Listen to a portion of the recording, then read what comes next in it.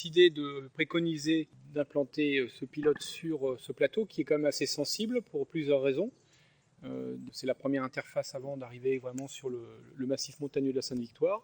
Ensuite, il est en interface habitat-forêt, où on est vraiment proche d'Aix-en-Provence et d'une grosse agglomération. Ça nous permet de pouvoir montrer l'ensemble de la chaîne du système, comment il fonctionne, de pouvoir nous confronter à la réalité du terrain dans l'installation, d'adapter, d'améliorer, d'avoir un retour d'expérience sur une réelle installation. Il s'agit de bien saisir que les feux de forêt, ce n'est pas une solution technique, c'est un ensemble de solutions globales et un plan global de prévention qui pourra améliorer les choses. Nous avons eu l'idée un jour avec mon actuel directeur général, M. Patrice, en voyant un incendie qui s'était déroulé il y a à peu près 2 ans et demi, on a vu à la télévision. Demain, on s'est posé des questions, tous les deux, au café, en se disant, l'idée c'est de se dire si nous étions capables de développer un produit qui détecte les incendies et qui soit capable de communiquer à l'extérieur cette détection et très rapidement.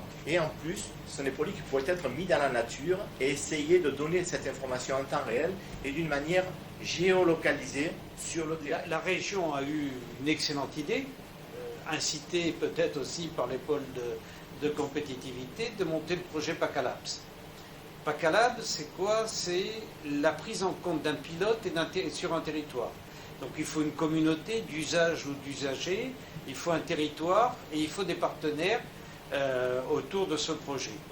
PACALABS, c'est un très bon dispositif qui permet de donner l'opportunité à des petites sociétés ou des moyennes de pouvoir déployer des solutions qui de toute façon ne seraient pas déployées naturellement. Donc on est parti sur ce projet, Cryptiris, SPS, l'université et le SDIS 13 que l'on avait saisi dès le début. L'intérêt du projet Fire, c'est de pouvoir bien sûr localiser très précisément les départs de feu, que ce soit le jour bien sûr et la nuit.